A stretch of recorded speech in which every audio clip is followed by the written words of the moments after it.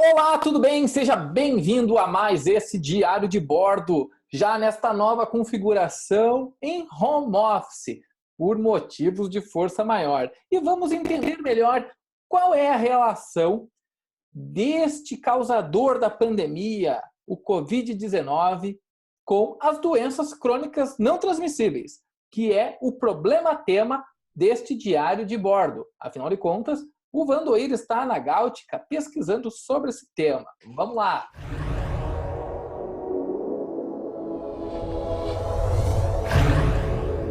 Eu sou o Edson de Almeida Pedro e estou aqui mais uma vez para apresentar para você inovações, inteligência artificial relacionadas à área da saúde. Saúde, algo que agora é tão relevante, afinal de contas, as nossas prioridades mudaram com esta pandemia, que é um caso histórico e único.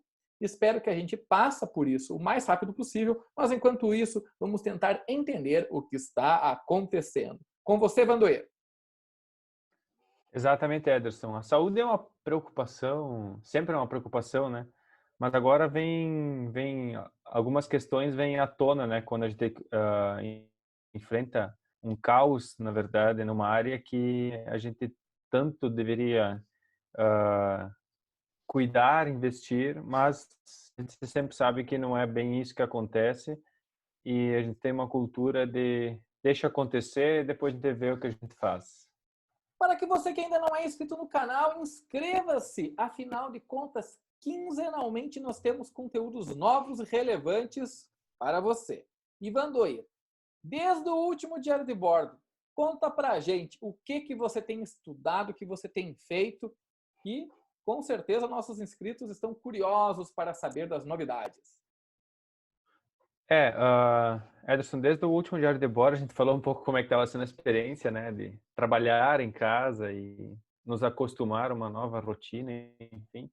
O que eu tenho feito muito relacionado principalmente ao nosso projeto de pesquisa, né, que eu não deixo de lado, é acompanhar o desenvolvimento dessa pandemia e o que ela tem a ver, ou como ela está nos afetando, ou o que a gente já poderia ter feito antes para talvez os impactos não na saúde, enfim, não serem ah, tão profundos como estão sendo. Principalmente, por exemplo, se eu falo da relação do coronavírus com a questão das doenças crônicas não transmissíveis, né, que são, como tu bem falou, é o tema do nosso projeto de pesquisa do meu doutorado, que eu estou desenvolvendo junto com a Gaudi. As doenças crônicas, as pesquisas já estão indicando que elas são a comorbidade, ou seja, uma doença crônica pelo menos uma delas. Como eu estava dizendo, 77% dos óbitos tem alguma outra comorbidade associada. O que é uma comorbidade? É uma outra doença. E geralmente é uma doença crônica não transmissível. O que são essas doenças crônicas não transmissíveis? Como a gente já vem falando ao longo do nosso diário de bordo, são as doenças relacionadas à questão cardiovascular, respiratória, diabetes, hipertensão, câncer. Então, as pessoas geralmente que vêm a óbito podem acompanhar, o Ministério da Saúde deixa isso muito claro, que tem já alguma outra doença associada. Então, além dos idosos, que é a faixa etária mais atingida nessa pandemia, está sendo dada uma atenção muito maior às doenças, às pessoas que já têm casos anteriores de alguma doença, ou seja, as doenças pré-existentes. Então, isso chama atenção, né, Ederson, que é o que a gente vem discutindo e debatendo, porque é uma área que eu sou da administração, tu é da TI, também estou navegando na TI. Então, a gente tenta se inteirar e entender o comportamento, o que pode levar essas pessoas a desenvolver doenças crônicas não transmissíveis. Esse é o foco do nosso projeto. Então, os estudos que eu semanalmente estou lendo e apresentando, eles estão relacionados principalmente à obesidade. E eles demonstram que um grande número de pessoas que desenvolve doenças crônicas não transmissíveis têm a obesidade como um fator primário que, claro, que a obesidade é relacionado a hábitos de vida não saudáveis, ao tabagismo. Então são coisas que deixam as pessoas mais propensas e vulneráveis a desenvolver essas doenças crônicas, que agora estão de novo se mostrando um vilão no combate a uma outra doença que se desenvolve de acordo com o coronavírus. Um assunto muito relevante que eu quero tratar com você tem a ver com um novo direcionamento da crença. A crença, geralmente, ela é direcionada para um lado mais espiritual. As pessoas acreditam cegamente em seus líderes espirituais e não questionam. Mas agora está tendo um movimento das pessoas que acreditam cegamente no tal a ciência diz. Mas, afinal de contas, a ciência é um ser? É uma entidade? Os cientistas não erram? Você que está mais próximo deste universo da ciência, o que você tem para nos falar sobre isso? Bom, Ederson, eu costumo dizer que eu não sou 8 nem 80, né? E eu gosto de levar uma questão que a ciência propõe, que é a questão da dúvida e da falseabilidade. Então, a gente tem que questionar, sim, a ciência. A ciência ela é feita de questionamentos. Não significa que eu posso simplesmente começar a discutir, mas no momento que tem um estudo, ele é suscetível a críticas, mas claro que um estudo, para ser publicado, ele já passa por uma crítica. Como eu estava falando, Ederson, a questão nem é criticar ou não criticar, porque a ciência, como eu falei, ela trata da questão da falseabilidade, ou seja, um estudo tem que ser questionado e tudo, e a questão da dúvida.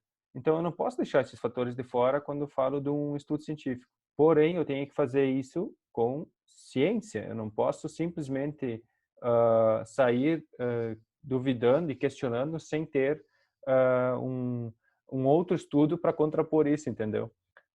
Tem questões, por exemplo, que hoje eu trouxe aqui, que tem vários estudos que corroboram com a mesma coisa. Então, os estudos que falam do mesmo assunto, questão do fator idade associado ao óbito do coronavírus com outras doenças. E isso acontece de maneira similar nos dois estudos. Um é no The Lancet e o outro é no British Journal of Medicine, que são dois dos mais renomados meios de divulgação científica na área médica.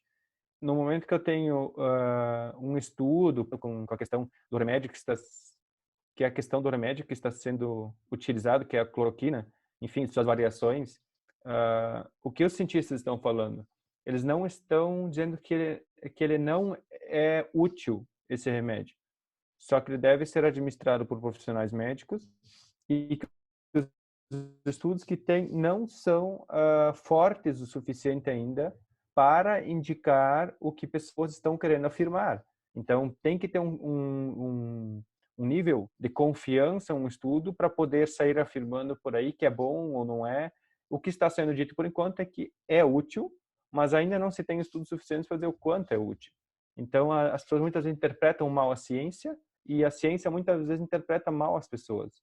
Então, por exemplo, no momento que eu digo também que o mundo vai ter 1 milhão de mortes, o Brasil, por exemplo, teve um pesquisador que apresentou, mas no momento que ele esquece de dizer que o Brasil já está fazendo ações para evitar isso, a pesquisa, no momento que ele deixa um fator de fora, eu acredito que a pesquisa já se torna frágil.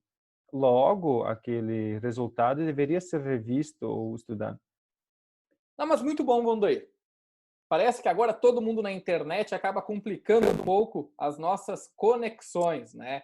Então, e antes também tentei fazer uma live no @edertech no Instagram, não foi muito bem, e aqui para gravar acaba comprometendo um pouco. Afinal de contas, é muita gente fazendo live, fazendo transmissões de todos os tipos e assistindo streaming, Netflix, entre outros, né? Isso tem um peso muito grande para a infraestrutura de internet do Brasil, que já não era grande coisa. Imagina agora.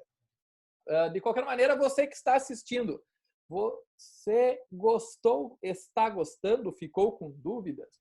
Tem duas maneiras bem simples para que você entenda aquilo que talvez no vídeo não tenha ficado tão claro. A primeira é indo aqui na descrição do vídeo e clicando no link para o artigo que o Vandoeiro preparou.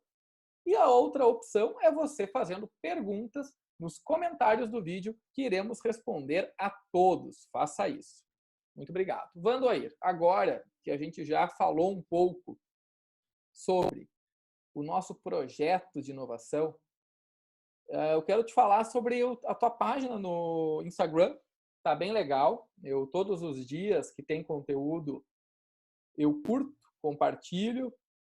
É uma maneira bastante rápida, curta, de ter acesso a informações de inovação.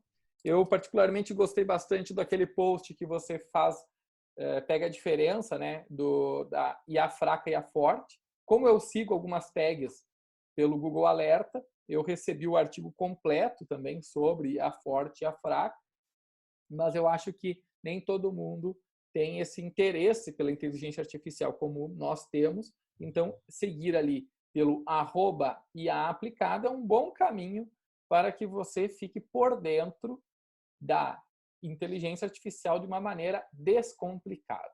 Algum comentário, Vandoeiro? Sim. Acho que para finalizar, não sei se tu quer desativar de novo ou tu está me ouvindo bem agora. Estou ouvindo, vai lá. Tá. Então, para finalizar, Ederson, agradeço sim. A ideia dessa página foi levar de uma maneira um pouco mais simples a inteligência artificial, mostrar para as pessoas onde ela está sendo aplicada no dia a dia. Então, quem quer seguir no @inteligência artificial aplicada é a abreviação disso. E lá diariamente eu posto o que está acontecendo no mundo relacionado à inteligência artificial, suas aplicações e notícias relevantes ao assunto de uma forma simples e mais reduzida para que as pessoas consigam acompanhar. E para finalizar, para que fique bem claro hoje o que nós falamos sobre a questão do coronavírus e das doenças crônicas, a gente tem um problema que o nosso corpo ele precisa lidar, e isso está no artigo que o Ederson falou, descrito de uma maneira mais detalhada. O nosso corpo ele luta no momento que a gente contrai, por exemplo, o coronavírus, ou se infecta por ele, melhor dizendo, o nosso corpo vai lutar contra ele. Então, agora, se é uma doença crônica, então ele pode não dar conta disso, e por isso muitas pessoas vão a óbito por causa disso. O corpo não consegue sozinho lutar contra isso, e os equipamentos médicos e a tecnologia médica disponíveis, eles não conseguem também ainda, por ser uma doença nova, lidar com isso. Então, o que a gente pode, para finalizar, que as pessoas se cuidem, sigam as recomendações do Ministério da Saúde, podem fazer suas atividades de acordo com as recomendações, com todos os cuidados, e que cuidem da sua saúde. Perfeitamente, muito obrigado, @IAaplicada. E a partir de hoje à noite eu começarei a fazer lives no Instagram, no @Edertech. Lá eu quero responder perguntas sobre empreendedorismo, inteligência artificial, tecnologia, investimentos em bitcoins, assuntos em geral. Então, pessoal, a partir das 19 horas, se vocês quiserem tratar sobre estes assuntos diversos que são bastante pertinentes nesta fase de quarentena, segue lá, @Edertech. Mais cedo tentei fazer um teste no meu Instagram, não deu muito certo, mas vou deixar todas as dicas aqui na descrição do vídeo para que vocês, então, possam acompanhar. Da mesma maneira, hoje, então, o Vandoeiro começa a ser um dos editores de conteúdo do nosso blog, o Jornal Gáutica, né, o famoso Gáutica News, que recebe aí milhares de acessos mensalmente. Terá mais essa colaboração hoje, ele preparando os seus artigos, fazendo os links e as devidas referências com a origem desses conteúdos que nós passamos para vocês. Porque tudo é baseado na ciência, está publicado em jornais e revistas reconhecidas mundialmente, e nós facilitamos tudo para entregar isso para você. Obrigado. Da minha parte, então era isso e até quinta-feira no Gautcast.